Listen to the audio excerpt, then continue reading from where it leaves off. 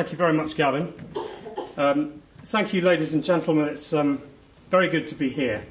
Good to be up north. I love it up here. Never been to Barnsley before. Good to be here for the first time. You're all very generous and very welcoming. Thank you. Thank you to John Lowcock for having me to stay last night as well. Never in a million years did I think that I was going to be talking at a party conference. I'm not really a fan of party politics, with the exception of you guys. And the reason why that is because I'm liking what I'm seeing on your website. We had some sort of IT issues, so I'm going to see if I can move the slides on, and you may be able to see them, and if not, I will try and fill in the detail if you can't see the visuals. The first thing that I'm going to ask you is the question I asked a month ago in another presentation in York. Is Parliament sovereign? And I'm going to leave it hanging just for the moment, if that's all right. And then I'm going to follow it up with another question straight away. Do we live in a democracy? And another one. Should we live in a democracy? So I'm going to come on to answer these questions, but I'm just leaving them hanging for here for the moment. So I was saying just now that I had a good look at your website, and I'm seeing some very nice things. I'm seeing references to the Constitution, which you don't often see. You don't often see that in party politics, where people are actually talking about the Constitution. So we will fight to take care of our own people, especially those least able to help themselves, and to assert the sovereign will of the British people over our servants in Parliament, by campaigning for direct democracy through our landmark policy, the parallel Parliament. Well, the parallel Parliament is your bit, but I do like the references here. I'm enjoying this. So moving on, we've got some other bits here where you've said, I'm not marking your exam, it's all right.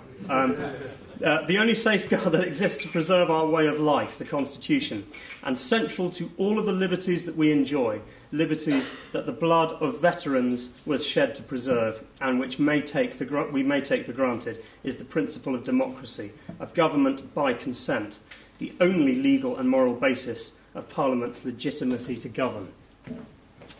Now, these are great sentiments. I'm really liking this. But what I'm often finding is that even those that might profess to know about the British Constitution, there are often some hidden confusions. And actually, if we dig into that, where is that government consent coming from? So in this presentation, I'm going to rattle through it because I think we've got quite a lot of information here to talk about. But I'm going to start with just laying this out as I understand it. And I was introduced as an expert. I'm not an expert. I've just read into it a lot and quite deeply. And I've also not made the mistake along the way of thinking, right, I know about it now. I'm always uncovering more. Now, when we really get into the meat of how consent is given, we begin to realise that there are some confusions here. How is it that the people have sovereignty? I've sort of answered the question there. Is Parliament sovereign? Well, it's the people, actually, that retain sovereignty at all times under the British Constitution, if it's working as it should be. And we'll go into how that is. Now, in this presentation, as I've sort of already hinted at, it's going to be a sweet pill, because I've been saying some nice things about you. But at the same time, there might be the odd surprise, which might come as a bitter pill as well. But that's all right. We can consolidate all of this information. So what we're going to start with is the fact that innately within ourselves,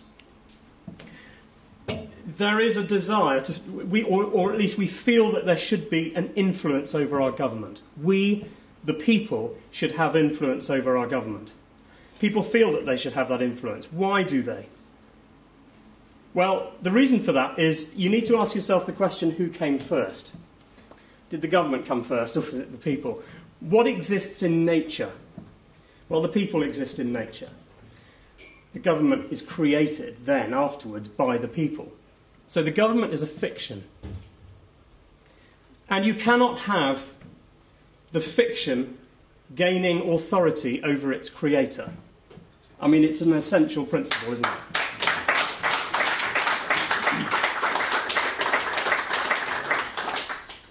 Glad you like that. It's good. I'll come out with a few of those.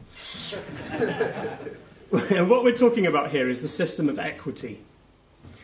Now, any system of governance with any country has a single test. And that is it a legitimate system of equity? And what that means, if we just drill into that a little bit, is are all the people under the law equally? Or do some have privilege and are not quite subject to the law in quite the same way? Well, clearly I think we know that under the British Constitution, it was always intended that everybody is equal under the law, and we're going to drill into that as well. Now, in a society, you need to ask yourself the question, well, who creates society's rules and regulations? Now, if it's the government, then they become the judge and the executioner, because a society is governed through its laws. So the people decide on the character of the society or community in which they wish to live. It is not the people in special positions of power or privilege to decide what is just and fair.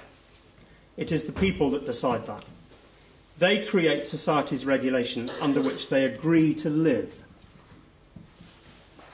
And this starts to beg the question, well, how? How does that happen? And I think that's the bit that's missing. Maybe in your minds, I don't know. There is a magic mechanism which is often lost on people who perhaps have drilled into the subject of constitutionalism and real democracy, which I'll come on to, and what real democracy actually is. And that primary mechanism that defines democracy currently eludes us as a society. It's very well hidden, very occulted in society, very deliberately.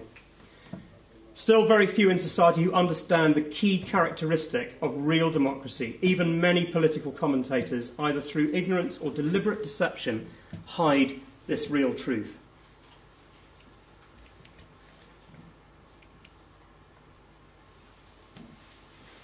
So this is the system of equity that we're talking about. It is the people that make up a society themselves that envision the principles of fairness and justice within their own society.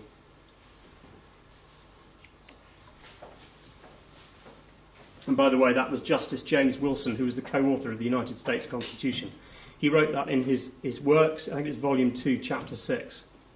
And they fall under the same system that we do.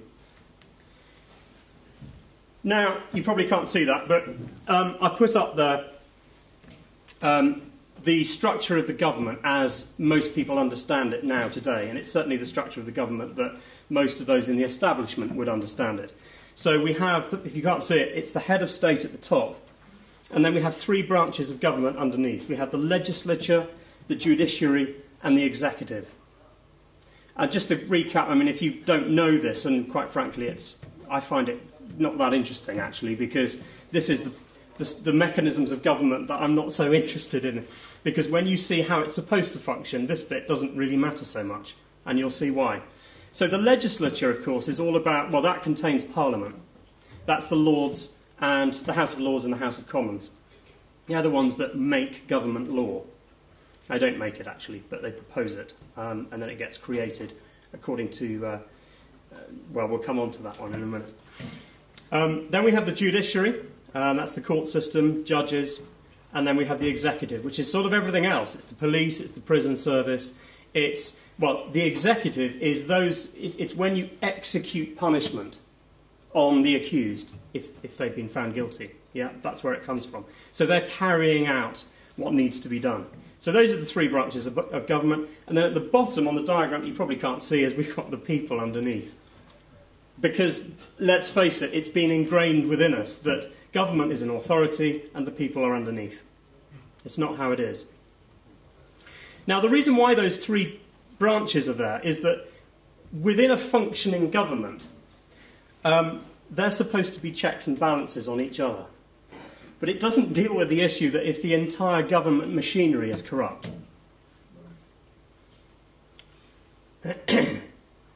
Now, let's just think about how most people think that we have influence on the government now.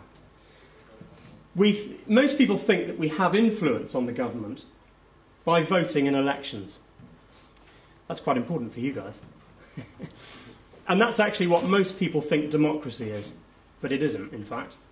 That's not the defining characteristic of democracy. So what is it, voting in elections? Now, first, in a moment, we'll just examine how effective that is in holding the government to account. We'll just have a quick run-through of some of the problems, some of the shortfalls, because there are many. In fact, if we just do that quickly. So problems with the system. First of all, we have to fight to be heard. It sort of presupposes, essentially, that our rights and our freedoms have to be negotiated in some way, have to be fought for. And the most obvious thing, of course, is that it turns the whole country into a competition. Freedoms are gained only ever at the expense of those that lose. Now, further to that, modern legislation micromanages everything. It's laying down the law on too much detail, because it was never intended to be like that. The law is supposed to function on principle. So in other words, if we had less of it, then there would be more common ground. The problem we've got now is that the manifesto of a party has to match your worldview, and then you'll vote for it. But there's no way that that's going to match everybody else's worldview. It's ridiculous, isn't it? I mean, So law needs to do less. Now, further to that, of course, we have things like the parliamentary whip system. So even if, do parties actually follow their manifesto for a start? And secondly, when they're actually in power, well, not in power, they're in office, of course. We know about the parliamentary whip system. They're actually pushed into voting certain ways and not listening to their constituents, and we know all of that.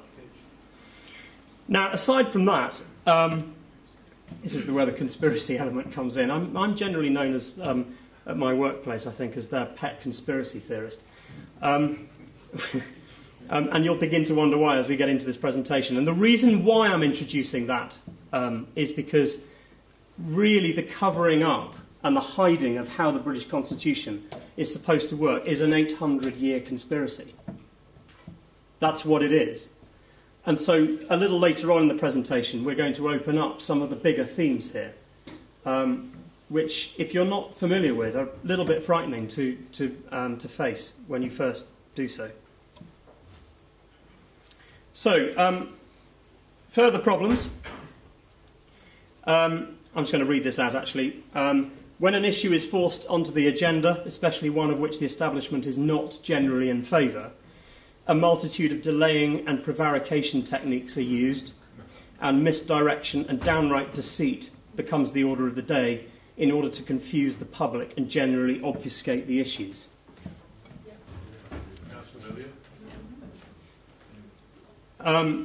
Further to that, of course, the existence of corporate favours, special relationships and backhanders, leading to politicians winning lucrative positions in industry, powerful positions in government, through what is sometimes known as the revolving door problem. I mean, it just goes on and on and on, doesn't it? I mean, it's totally dysfunctional. Getting worked up now.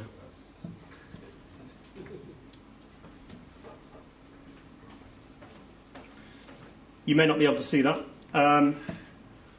Now, what I've got there is an illustration of, first of all, on the right-hand side, the diagram that I showed you earlier of the structure of government with the people at the bottom. But on the left-hand side, I've got an illustration which actually is much more accurate. It's the pecking order, as it really is. Okay, so what have we got?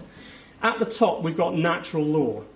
And I'm going to come on to what natural law is in a moment, but not touch on it too deeply because it's a massive subject. Underneath natural law, we've got the rule of law. People throw that term around without really understanding what it actually is. Then underneath the rule of law, we've got the people.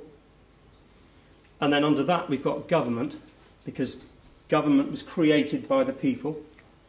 And then underneath government, we've got politicians and public servants, because they work for us. That's news to them, isn't it? I remember I was saying that the creation of government is by the people. We talked about that. So perhaps we should go through exactly what this is now. So if you can see this, this is in a bit more detail now. So starting with the top, we've got natural law. Now what this is this is the universe. This is the law built into the universe. I sometimes call it God's law, but I'm not a religious person. It doesn't matter whether you are or you aren't. This is a very deep subject, and it's very esoteric material. Now, just keeping it fairly pragmatic for the moment, natural law is that sense of right and wrong that we all have built into us, that sense of justice and fairness. Now, the interesting thing, I was talking with John about this last night, the interesting thing about that sense of justice and fairness is that we all have it, regardless of what culture we exist in. We all understand it. We innately know whether something's unfair. You can go to any part of the world, and the other interesting thing is that we express it as children as well, very young children. We react when something is deeply unfair. Now that sort of suggests it's kind of the exposure of natural law existing within the universe. Now if you're really into the raw expression of natural law and going back to the Hermetic principles, I did a talk in Nottingham in March, and it's on the New Chartist Movement website if you're interested.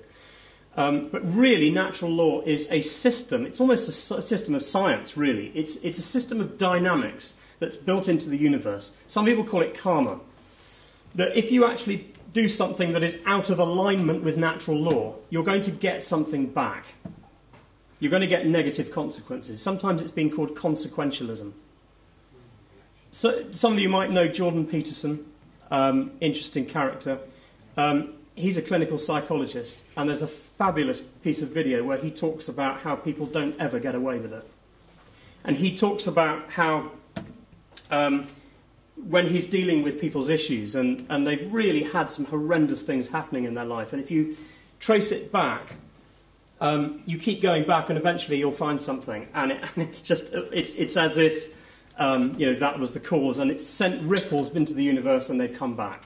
It's very esoteric stuff, but get into that material if you're interested. But at least at the practical level, I think you'll understand, at the empirical level, if you like, that there is something there in all of us that we all understand, a sense of right and wrong. And it's what comes from the Golden Rule.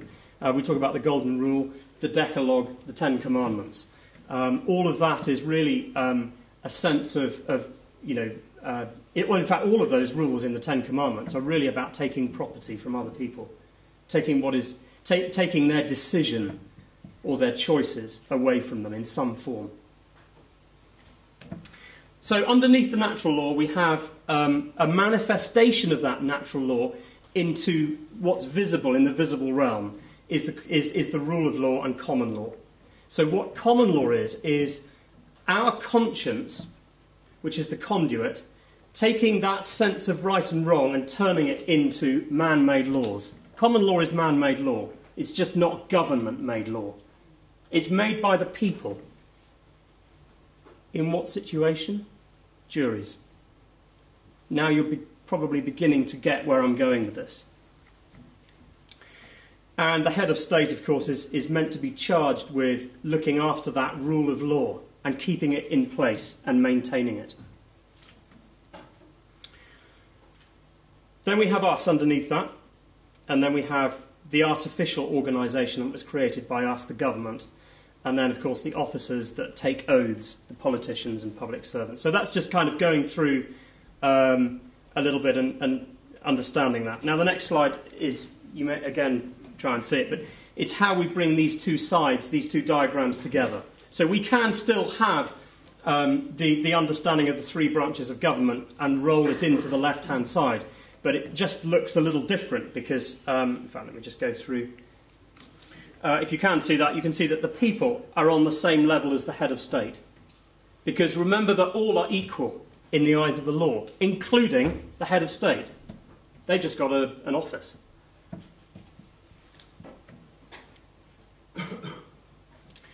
Right, I'm going to throw some interesting questions out now. Why is it that English law, British law now, has had such respect the world over? Because, quite frankly, if it were not such a serious subject, that would cause many to howl with mirth with the situation it is at the moment, wouldn't it? So why is it respected the world over? How did we get here? How did we get into a position in which the people have nothing but disdain and contempt for the establishment? Because that's the situation. Democracy is our greatest export, so we're sometimes told. So what's changed? That's the key, isn't it? Okay, I'll try and explain what's going on here. Now, we have... I'll play it anyway for anyone who wants to move up to the front and have a look at it. But essentially, we've got what looks like a bunch of garden peas. This is actually us, just members of the community. Dots. Okay? And one of those individuals becomes the accused, because they've been accused of doing something they shouldn't have been doing. Then we have 12 further people of the community who get picked at random. So they become the jury. And then what should happen is we have another member of our community who is elected to become what we think of now as the judge. But under common law, they're actually supposed to be called the convener. They are not the judge. It's the jury that are the judges, because otherwise it's not trial by jury. It's trial by something else, but it's certainly not trial by jury. Now that situation creates justice in a common law situation. So this is how natural law is manifested through human conscience. That's the situation I've just described. Okay, now I've got, on the next slide, I've got a series of 12 people looking a little bit confused, sitting there behind a desk. They're, of course, the jury. And they've got thought bubbles coming out above them, if you imagine that. And just to give you an idea of what some of those are, so we've got words like fair, question mark, deliberate, question mark, guilty, intent, question mark, would I have done this? Context, question mark, was this planned, question mark. All of these are questions, they're asking these obviously. Malicious, reasons, why? Yeah, because the essence of that, of course, is that the decision that is returned by the jury is based on principle. It's not based on the outcome. Did they technically break the law? Possibly. That's nothing to do with it, though.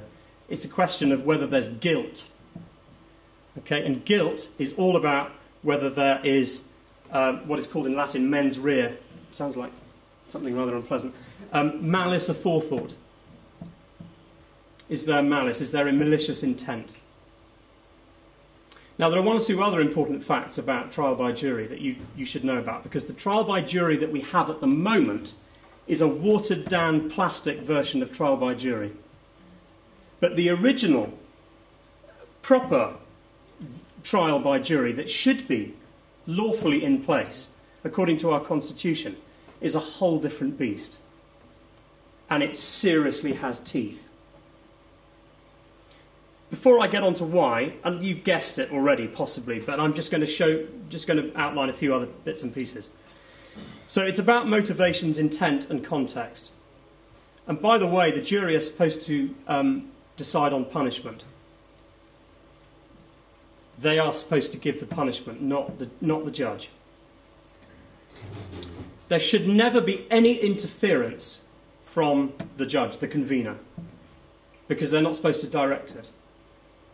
And the reason for that is because each juror should be judging privately according to their own conscience. Remember, they're tapping into natural law through their conscience. Is this fair? Is it just? That's what they're asking themselves.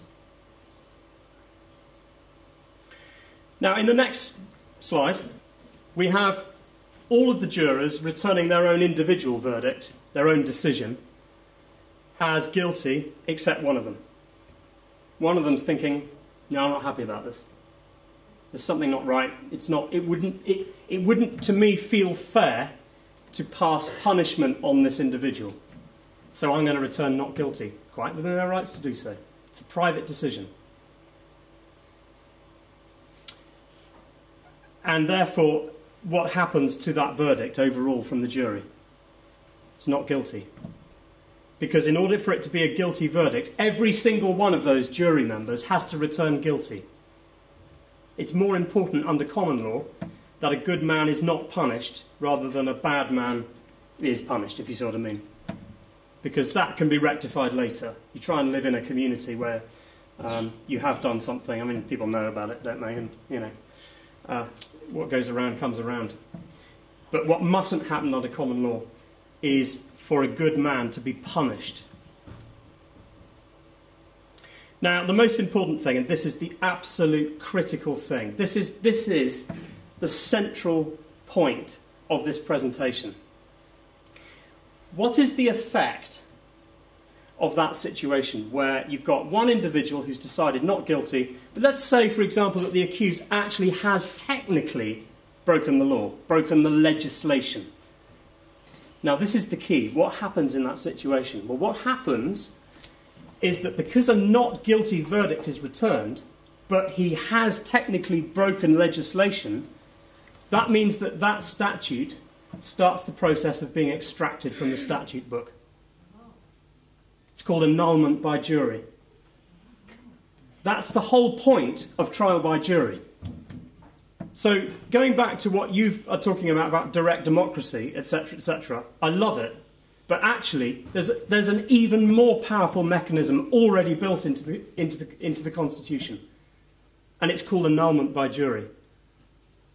But they hid it. It's meant to be lawfully in place. It's the most important thing. Now, in that situation, think about it. One single individual caused that statute to be thrown off the statute books. One. Out of the whole country. Is that power? That's power of the people. Now, the only other important thing to make there before I move on that one is that whole mechanism can be used defensively, of course. We know that when you're accused. But it's also built into the Constitution that trial by jury is to be used as a weapon as well, under common law private prosecution, cost-free. That means that if you're a public servant that has been involved in passing legislation that is deemed to be unfair by the jury, you can be prosecuted by anyone else, by a member of the public, free of charge. That seriously exposes public servants. Can you imagine that? You imagine telling them that now if they were in here. Ridiculous. Yeah, that changes the ball game, doesn't it, completely? So let's just recap a minute. I don't think that's on, is it? But I'll just keep going anyway. Trial by jury, the phenomenon long upheld by civilised people. Now, this is a quote taken from one of the most important books on this very subject by a gentleman called Ken Dewdney, called Democracy Defined, the Manifesto. And I seriously urge you to look this guy up. Look up the Democracy Defined website. And please, if this is the most important book I've ever bought. I don't have shares, by the way. Because most law books, and I've read some of the books that are read by students of law, and it doesn't talk about any of this. obviously. Well, aren't we surprised? This is what Ken has to say. I mean, he has a lot to say, but this is a particularly good one. The phenomenon long upheld by civilized people, the consciences of a common law jury of 12 form a safer, purer tribunal than those of specially appointed individuals holding permanent offices, lucratively remunerated and bound to enforce the government's legislation. Now, there is actually, just to prove all of this, there is actually quite an interesting plaque in the Old Bailey, which they've gone a little bit coy about because they've moved it. I've never seen it, actually, but a colleague of mine at the New Chartist movement was telling me that they've moved it into a rather hidden location, not surprisingly. And this plaque is all about how William Penn, who founded Pennsylvania, of course, and William Meade were tried for unlawful assembly of preaching. And what this plaque is, it commemorates, I'll read it to you. For William Penn and William Meade were tried in 1670 for preaching to an unlawful assembly in Grace Church Street. This tablet commemorates the courage and endurance of the jury, Thomas Vere, Edward Bushell, and 10 others who refused to give a verdict against them, although locked up without food for 2 nights, and were fined for their final verdict of not guilty. And then it goes on and what happened. But the important point here is that they did break the law. They were quite open about it, quite unashamed. But it was regarded that totally unfair. It was not just, and they returned a not guilty verdict, and they got hammered for it by the establishment. And that's talked about in Democracy Defined very clearly there. But that's an interesting plaque, because that really speaks volumes. Now here's a statement attributed by Bancroft in the History of the United States Constitution. This was History of the United States Constitution to Judge Theophilus Parsons at the Massachusetts Constitutional Convention. If a juror or any citizen accepts as the law that which the judge states, then that juror or citizen has accepted the exercise of absolute authority of a government employee, and has surrendered a power and right that was once the citizen's safeguard of liberty. So I just want to clarify about jurisdiction. So going back a little bit to the pecking order, we have God-created law, which is natural law. We have people-created law. That's the ordinary people creating law, because they're next, creating common law. So a lot of people in the judiciary and the legal profession will tell you, no, common law is judge-made. No, it's not. It's made by the people, because it's made by the decisions of juries. It's a consolidation of the decisions of juries. So, and then we have government-created law, statutes. And government is allowed to create law, but only within the constraints and what is allowed by trial by jury, by a process. So every time it comes up, when somebody is tried, it's tested. Every time. So government can... Now, this is important. Government can repeal anything that they created, or a previous government. Government cannot repeal or amend constitutional law. But of course they did, following the 1215 Magna Carta. Now the 1215 Magna Carta is your constitution. That's it. It's just that. The 1215 Magna Carta. We'll come on to a little bit more about that in just a moment. But of course they tried to amend it. They created legislative rewrites of the Magna Carta later on. It was illegal to do so, because they can't rewrite constitutional law. They cannot tamper with the framework that they themselves are a part. Otherwise they're writing themselves into judicial authority. Government has no authority to, I've said that, to tamper with the structure of which it itself is a part. It cannot rewrite it. It cannot write itself into constitutional authority. Now that slightly begs the question about one or two other documents that sometimes we wrongly attribute as constitutional. So let's talk about the Bill of Rights, for example. Now, the Bill of Rights is not a constitutional document. Why? Because it's a bill. It was an act of Parliament. Yeah, I was gutted as well when I first heard that. Particularly because, you know, it's expressing some pretty important and constitutional-sounding things. But that was the problem. Because, and I'll just read this. First, this was a trap, actually. The Magna Carta. Sorry, the Bill of Rights was a trap. Because although it does contain one or two constitutional libertarian sentiments, such as, for example, the no foreign prince, person, prelate, state, potentate, etc., it's good, it sounds great. That was in there to entrap us and to draw us in. It sounds like it's expressing the same principles as the Magna Carta, and in that respect it is. But the problem is, by being drawn in by that sort of meritorious paragraph, one is accepting and embracing the whole act, without realising that elsewhere the declaration text contained one of the most devastating weapons to the original constitutional safety mechanism. So what is that safety mechanism that you know now? Trial by jury and annulment by jury. Why? Because what happened at the time is they started putting qualifications on who could serve as in the jury.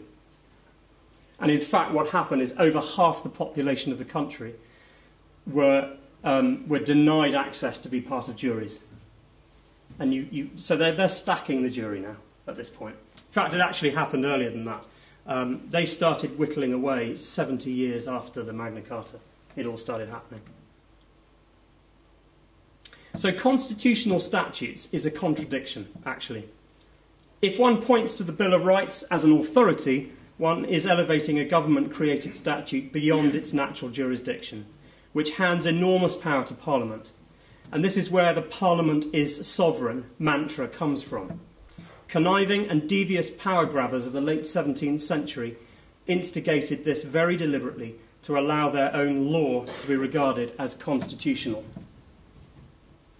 So this is how they were able to get away with it, with taking us into Europe, for example, in the first place.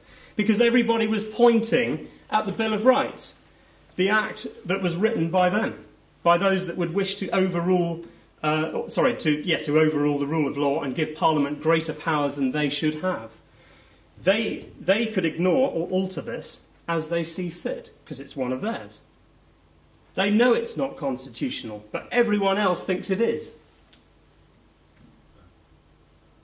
So let's just go into democracy and what it is and what it isn't. Democracy, what it is not. It is not suffrage.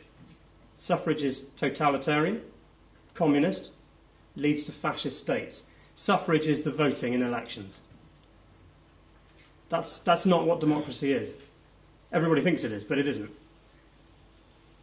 It's not referenda either way, or mass voting either. It's not legislatorial voting by representatives. And it isn't, well, what it does, this does, is creates consensus politics. Suffrage creates consensus politics. That's not democracy. So let's go and look at the lexicography. That's a big word, isn't it? Lexicography breaks down into etymology, philology, various different subjects to do with the language behind words. So if we break down the word democracy, let's have a look at that. So it comes from demos, the Greek word demos, the people. And then kratos, sovereignty. Or kratein, to rule, that's the verb. People rule. It's derived from the Hellenic Athenian constitution. And of course, most of us think that this is all about voting. Of course, that they've raised that in our minds as being the key attribute of what went on in Athens. Well, it didn't actually. It did as well, but there was something more important earlier on, particularly in early Athens. It was about government by trial by jury. Government by trial by jury. You govern by it.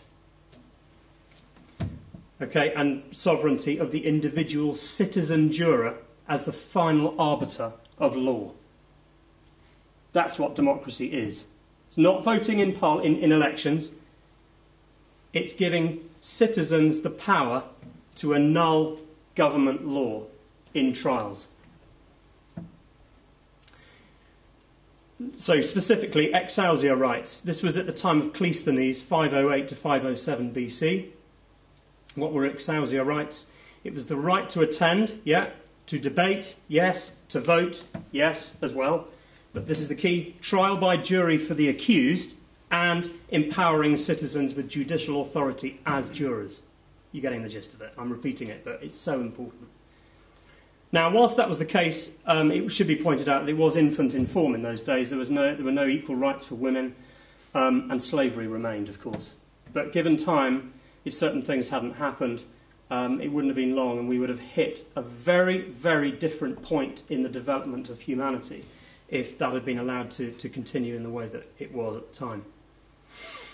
So, James Wilson, Justice James Wilson, again, the ultimate power. The empowerment of citizens by bestowing on them judicial authority as jurors in trial by jury, in which laws and measures passed by legislatorial majorities in the Assembly could be judged, overruled and annulled, whenever this was deemed by the jurors necessary to serve justice, liberty and the interests of the people. Now, how far have I gone on? How am I doing for time? Keep going. Keep going. Keep going.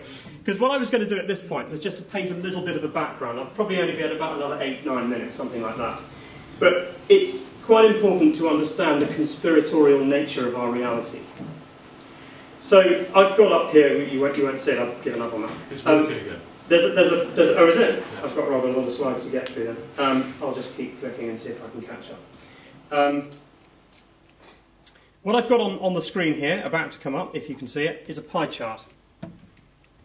And the segments of the pie chart have all sorts of subjects on them, showing up various areas of human endeavour, if you like, in society that are affected by conspiracy. And I'm using that word unashamedly, not putting theory on the end. There's nothing theoretical about most of this now. I think you realise that there's an awful lot of information coming out. So I've got law and the court system. I've got 5G, AI, EMF technology. So Mark's going to talk about that. Media and information manipulation. Banking and finance, I'm going to talk about that briefly. Fracking, geoengineering, GMOs. We've got the pharmaceutical industry and what's going on there. We've got child abuse and child trafficking. We've got geopolitics and wars. Now I'm going to take one or two of those, the most important of those areas, and I'm just going to paint the picture. I'm going to give you a whistle-stop tour of conspiracy as it is now in about 6-7 minutes. So my next slide is our government abroad. And I've got one or two pictures here. So we've got a picture of the overthrow of Saddam Hussein in Iraq, and placing our favoured regime. We've got a number of sort of chessboard images there, geopolitical images. We've got a picture of General Wesley Clark, who actually came straight out with this, with a list of countries that the Anglo-American establishment wanted to kind of deal with. I don't know whether you've seen that clip, but it's just quite astonishing. And then on the bottom right, we've got... the last one is Iran. The last one is... the one on the bottom right, if you can see it, is Libya. That was a change of regime, of course. Won't go into it because I haven't got time. Now I'm going to go into the hidden influence, what's going on behind the scenes, because clearly what's normally on the surface, the mechanisms that are exposed to us, that we can see, the machinery of government, is one thing. We can see it doesn't work, but there's plenty that goes on behind the scenes. And a lot of this was exposed by a number of key people. Now, one of those I'm going to just name. If you've got a pen, take some of these things down because they're important. So Professor Carroll Quigley. I'm not sure whether you're aware of him. He was Bill Clinton's mentor, in fact. But he wrote 2 key books. He was an insider historian. So the history that he documented was not just the history that we learn about in schools and universities. This was the history of what was really going on behind the scenes. And one of those books was Tragedy and Hope. It's a massive book, that thick. It's just good luck. I haven't read it yet, but I have read the second book, The Anglo-American Establishment. which is also quite dry. But there are one or two jaw-dropping moments in it. And it does list the dark actors behind the scenes, people like Colonel Edward Mandell House and others. But what it outlines is the structure of the secret societies and the think tanks that were established at the turn of the century, the late 1800s, early 1900s. And one of those was, one of the key players in that was Cecil Rhodes, who established the Rhodes Society. Didn't have a name, they didn't name it deliberately. Then it became known as the Society of the Elect. And it was based on the original Adam Weishaupt Illuminati, the Bavarian Illuminati that was founded in 1776, on concentric circles. So compartmentalism. So you had the inside group, but then each layer didn't know the existence of the inside one. So round the outside of the inside group, the Society of the Elect, you had the Milner group. Lord Alfred Milner was very instrumental. They brought Fleet Street, and they bought up Fleet Street in the Times of London. They'd taken over by 1920, certainly. And then we had the Round Table groups, which were a group outside the Society of the Elect, or the Milner group, in each of the former British colonies. And then outside those, you had the front groups. And in America, that was the CFR, the Council on Foreign Relations. And in this country, the Royal Institute for International Affairs, known more colloquially as Chatham House, who are the real string pullers behind the scenes, largely, along with the intelligence agencies. Now, another key figure, important figure in all of this, important author, I should say, in all of this was Anthony Sutton. Anthony Sutton wrote an important book called Wall Street and the Bolshevik Revolution. And if you read that book, you can see who the real string pullers were behind the Bolshevik Revolution. Key bankers, Olaf Ashberg, William Boyce Thompson, some of these key players that were facilitating and funding, even before you get to Trotsky and Lenin and others that came after. My next slide after that is exposing the mainstream media, because they're lying to us on a massive scale.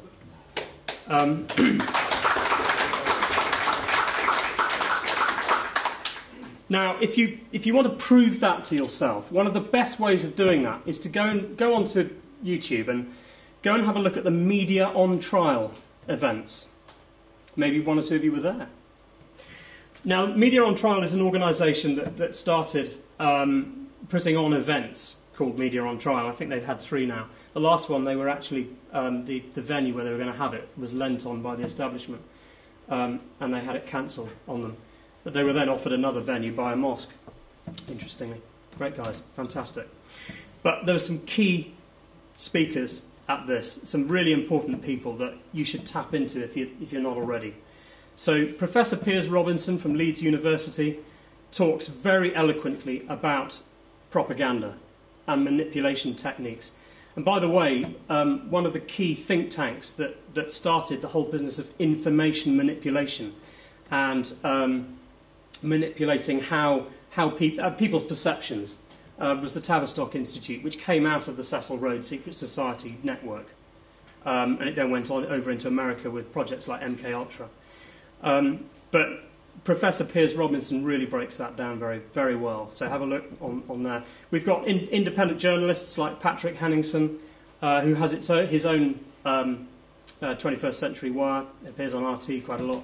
Vanessa Beeley has been outlining what's really going on in Syria with the regime change operations over there that have been going on, and how our government sends change agents into a society to change public perception within that society, agents provocateurs, all of that, divide and rule, buying people, important media people. You know the story. Now, in those events, we also had Peter Ford, who is a former British ambassador to Syria, who's a bit of a thorn in the side of the establishment because he's been giving a completely different narrative as to what's been going on in Syria, absolutely in alignment with Vanessa and others. And that last event was kiboshed by the establishment, but you had a former ambassador speaking at it. I mean, what is going on, you know? There's another figure in the middle I've put who wasn't on the media and trial events, but she's brilliant. Eva Bartlett, as well, from Canada, who's also another independent journalist who's been exposing what's really going on in places like Palestine, Syria. And the picture there is actually her talking at an event at the United Nations. She'd just come back. Very, very awkward for the United Nations, with a whole load of charity workers explaining what was really seen. Then I'm just going to talk briefly about private central banks, because this is the other critical subject. The first subject that us at the New Chartist movement are talking about, the first subject is what we've just been talking about, the British Constitution, the trial by jury system and common law. That's one side of the coin. The other side of the coin is exposing what is happening with private central banks and our money system. Now, one of the best books on that is by a gentleman called G. Edward Griffin, called The Creature from Jekyll Island, and it's all about the Federal Reserve of America and its foundation in 1913. And all of the private central banks, what most people think of as central banks, all fall under one single central bank called the Bank for International Settlements in Basel in Switzerland. And that's exposed by my great colleague and friend, Justin Walker, at the British Constitution Group, who talks a lot about the Bradbury Pound. And this is all part of it, because if you can expose the information about the fact that our government is supposed to be creating our money under common law by the Treasury, interest-free, that's how they're supposed to be generating our money. Instead, they actually give the privilege to their chums in private central banks, and then we get charged massive interest on it. The whole system is just totally rigged.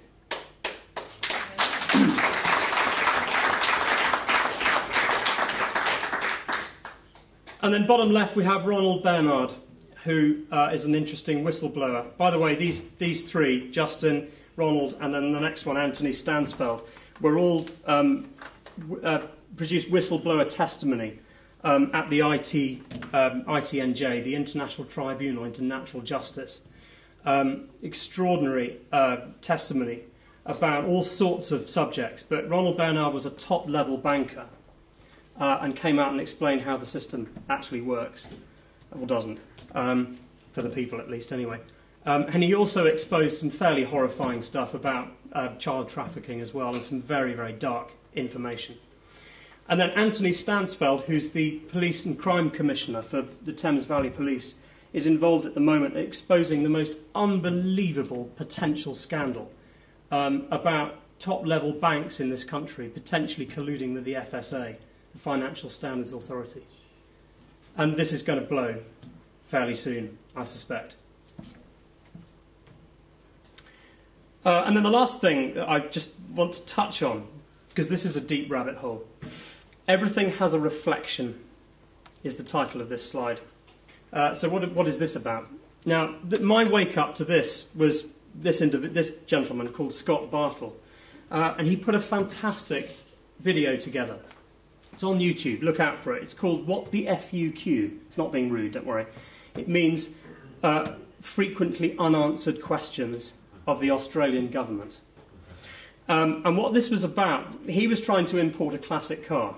He has a bit of an interest in classic cars, and he was in the, he's a very talented individual in business, very astute, and he was importing this classic car, and he was starting to get the whole runaround about tax for the air conditioning unit and all kinds of things. And he started asking questions, not about why am I being charged and all that sort of, but asking who are you? Who are you? Because he started noticing some slightly strange things. Anyway, the upshot was that the offices of government that were writing to him about this, requiring his extra money and all the rest of it, were coming from the Australian government. And then he discovered that there are two governments of Australia. There's the government of Australia that falls under the Commonwealth. And then there was another government of Australia, the Australian government, that was registered as a corporation in New York. under Uniform Commercial Code, UCC, which was, by the way, all our legislation now, all statutory law we think, is now under UCC, Uniform Commercial Code, and it functions in commerce now through tacit contracts, which I'm not going to go into. It's too complicated for this talk. But anyway, the point is that they've created essentially a mirror version of everything. Okay, and this includes the United Kingdom, and there's a corporate version of it. It doesn't matter whether it's your local police force, there's a corporate version of it. Even your LEA, I suspect, has the real thing, and then there's a corporate version of it. And they're all registered under the, you can go and look on Companies House or Dun & Bradstreet. And I've got 3 examples, actually. The United Kingdom Corporation Limited is registered at 6 Sharon Court, London, N128NX, and it has a Dun & Bradstreet number. Theresa May, MP, Maidenhead. Devon and Cornwall Police is registered as a corporation. So that raises all sorts of questions, doesn't it, really, about the existence of the Constitution and common law, just bringing it back full circle again, yeah? How can they operate like this? Because if it is a corporation or a company, then it's going to have shareholders, it's going to have a CEO, there's profit being made. The last thing actually I was going to say, because he's not here today, and I thought he was going to be here, David Ellis. And I got a picture of him. Glad he's not here because he'd be embarrassed. About the European Union, that's a big subject for you guys. And about PESCO and the Permanent Structures Cooperation, military integration. So I was going to mention that as well. And then I've got a slide showing recommendations for if you want to get into this information on an everyday basis. I recommend 2 places. The UK column, if you haven't already gone to that as a source. I call it the Radio 4 of the alternative media. Now, I don't know whether Brian thinks that that's a compliment or not, I don't know. But their analysis and their slicing and dicing of the information is second to none. And I really urge you on a regular basis to listen to the UK column. And the other one is 21st Century Wire, Patrick Henningsen. He does a programme on Sunday called Sunday Wire. Download it, listen to it, if you really want to know what's going on. So, and that's it. And we get to my final slide, apart from the my logo of the New Chartist movement. Common law trial by jury and sovereign national credit and the Bradbury pound is placed into a circle cut in half. Because those 2 subjects are the ones that if you really want to stir things up with the establishment, you've got to talk about those 2 subjects and take action on them. Because the reason why it should be easier is because they should be in place already. They're meant to be there already. It's written into the Constitution. So common law trial by jury with annulment and sovereign national credit, Bradbury pound. And I think you'll find that those 2 things are the solution to our problems. Ladies and gentlemen, thank you very much indeed for listening so far.